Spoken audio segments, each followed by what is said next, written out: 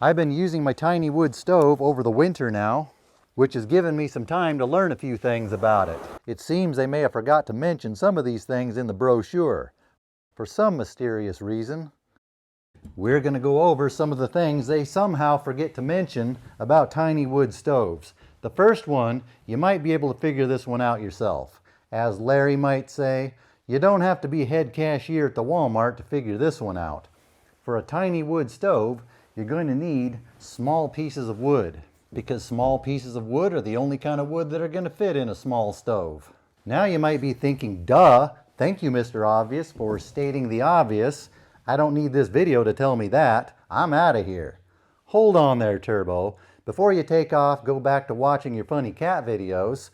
There are some ramifications to using small wood some people may not realize, which is just a fancy way of saying there could be some problems with having to use small pieces of wood some people might not think about.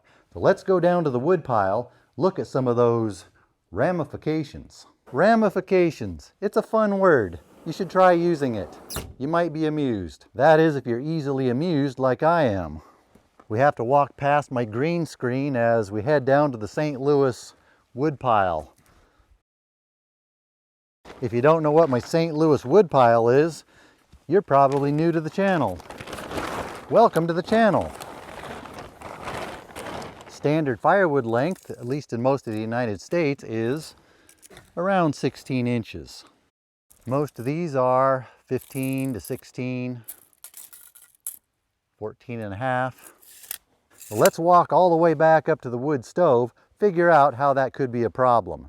Who knew making YouTube videos would involve so much walking?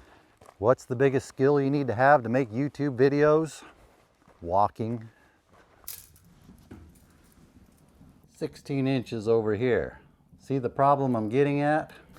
No problem, just cut smaller pieces of wood. I'm intentionally saying small pieces of wood instead of small wood for... Never mind. There are some disadvantages to smaller wood, small pieces of wood. One is they don't last as long. They don't last as long, they burn up faster. And there's only a small amount of space in the stove, you can't put much in. It's going to be more difficult to get a longer burn time with these stoves.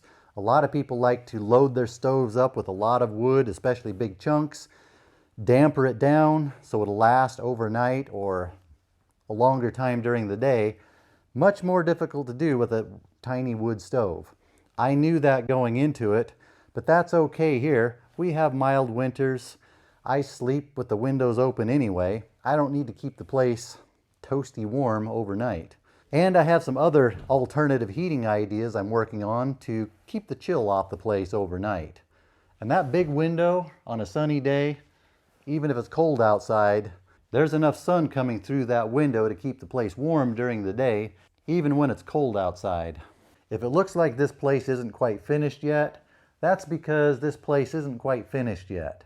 I'm still working on the interior in this one. So that's one disadvantage of a small wood stove.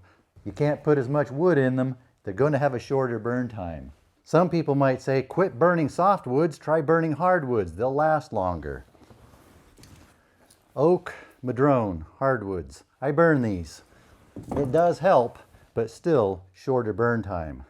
I probably could have said all this down at the wood pile and not had to walk all the way back up here, but I think it was just an excuse to come back here and sit by the fire. That can be one other disadvantage of wood stoves in general. They are so comfortable to sit next to, sometimes it makes it hard to get outside and in the cold and go do something. It's a problem. All right, let's pry our way away from this thing. We'll go back down to the wood pile. I'll show you some more problems you might run into with short firewood. If you're okay with shorter burn times and you cut your own wood, no problem so far. You just cut the wood to the length you want. But if you have to buy wood, that could be a problem. You might have a hard time sourcing short wood, short pieces of firewood. If you buy wood, you might have to buy regular sized wood, then cut them all in half so they'll fit in the stove, which isn't a big deal, but if you're in the situation where you have to buy wood, you might not be in a situation where you're comfortable cutting the wood in half, but maybe you are. If you are okay with cutting every piece in half, maybe there's no problem. It's just going to be more work for you. The smart thing to do would probably be to make a jig instead of using your foot as a jig, right next to a sharp spinning chain. You might be able to find someone who will custom cut short firewood for you, but if you need that firewood to be dry so you can use it right now, you might have a problem. The nature of firewood is you cut the firewood into pieces, then the smaller pieces are able to dry out from a green tree. Unless they can find some already dried out standing dead trees or some kind of wood that's already dry they can cut up into short pieces for you, you might have a hard time finding dry short pieces. If you have someone custom cut it for you, you might have to plan all that well ahead of time so you have enough time for it to dry before it's time to burn it. Which is the way I think you should do it with firewood anyway. Order your wood way ahead of time so it has plenty of time to dry, so you're not dependent on someone else to bring you what may or may not be dry wood. One of the advantages of short firewood is it can dry out faster. There's less distance for the moisture to have to travel to leave the wood. Okay, I think we're done with this wood pile. I'm not sure that we even needed to walk all the way down here. I could have told you all that stuff up there. I could have used this wood pile as a visual aid. It's just right outside the door. This may be one more thing in the duh category before we move on to something more profound. Short firewood doesn't make very stable stacks. This one's very short and it wants to tip over. If I had a standard height 4-foot tall stack, that would be very unstable.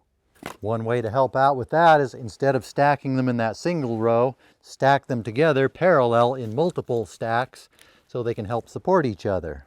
One disadvantage of that is if you don't have space between the stacks for airflow, they won't dry as fast, but shorter pieces dry fast anyway. Maybe it'll be okay. That may be the excuse you were looking for to not have to put the effort into stacking your firewood. Just pile it up loose. I know storing firewood in IBC totes has become very popular. I never took an interest in that because I thought it just didn't fit my situation. But now that I'm dealing with short firewood, I think that might be a good way to go. Just throw it loose into an IBC tote, especially if you have a tractor to move it around. Another skill needed for making YouTube videos is being okay with doing a bunch of work that makes no sense at all. Like taking the two stacks that were originally here, perfectly fine the way they were, tearing that apart so I could make the single stack that was here, then knock that over, take that wood, stack it back here in the two stacks, just the way it was before. Just so I could get a couple few second video shots of it. It's a strange place, this YouTube. A place that isn't a strange place is being right next to a warm fire. It's a very inviting place to be. One thing people might not realize about small stoves, a lot of them are not made for daily use. A lot of them are made out of thin metal. This one's made out of thick metal. One of the reasons I chose this one is it is made for daily use. Some of the cheaper ones are made out of thin metal. Some of them are made to be lightweight and portable, which can be good if you want to portable them. But if you want to use them for daily use, that thin metal is not going to last as long. One thing I've noticed with some tiny wood stoves, they don't have a good cooking surface. One of the big advantages of having a wood stove is having the ability to use it for cooking when you need it. That can really come in handy in an emergency if you need to cook, heat water, boil water for drinking. If the power goes out, the water goes out, the gas goes out. Or if you just like cooking on a wood stove. A lot of times it makes sense. If you already, I think I just made up a new word, y'all ready. If y'all ready. Feel free to use that one. If you already have the heat going, you might as well cook on there instead of buying electricity or paying for gas to cook on a cooktop. On a cooktop, that's a cooktop too. On a cooktop where you have to pay to use the cooktop. I noticed some of the tiny wood stoves don't have enough room on top for cooking, especially if they have the flue coming out right here. Some of them have a rail around them that would get in the way. This one would have been pretty much worthless for cooking if I would have vented out the top.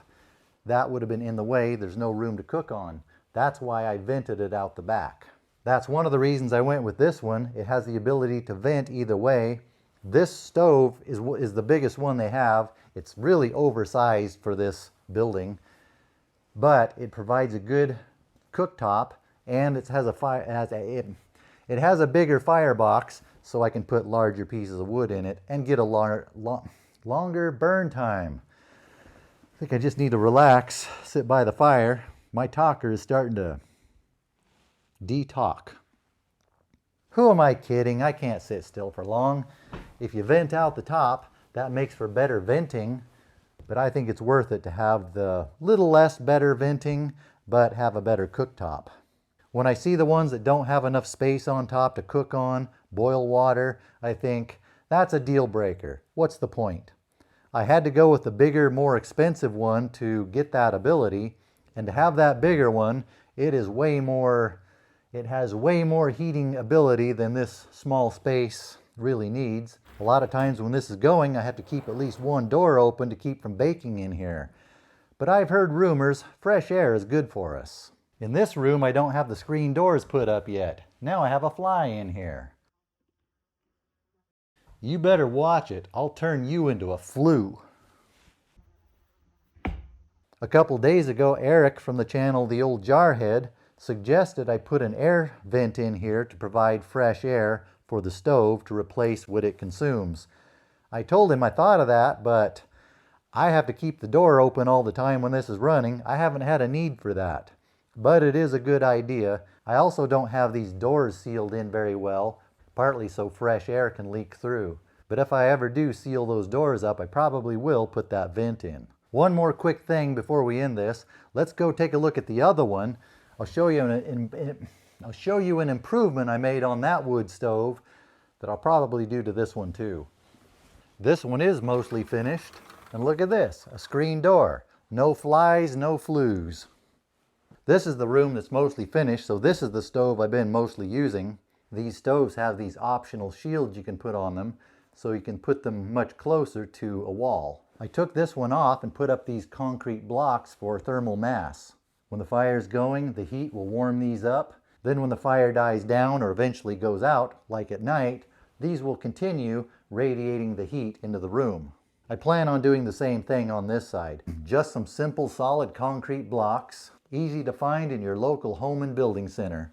Does it actually make a noticeable difference? I don't know yet. This is a new development, and it just hasn't been that cold here lately. This is not part of the alternative heating ideas I have that I mentioned earlier. Those ideas are more significant than that. Now it's almost noon. It's getting too warm to even want to be near a fire. That's the way it's been a lot of this winter. This winter just hasn't been wintering the way a lot of other winters have wintered. A lot of it has been a screen door type of winter. I said a lot of things about tiny wood stoves, but I was happy enough with this one, I decided to buy another one for in there. One of the reasons I have two different stoves, two different air sheds, I want to keep the two separate so I can have clean, fresh air in the sleeping room, do all the cooking in here, leave all the fumes out of the bedding and the clothes and all that. And I like fire. Now I can have two fires instead of one. And there's so much wood around here, I have plenty of wood. I'll put a link to these stoves down in the description. After doing a lot of looking at stoves, I found these ones to be the best, at least for what I wanted. A lot of the reasons for that I go over in the video I made installing that one over there. I'll put the link to that one up here somewhere. Maybe in the description too, if I remember.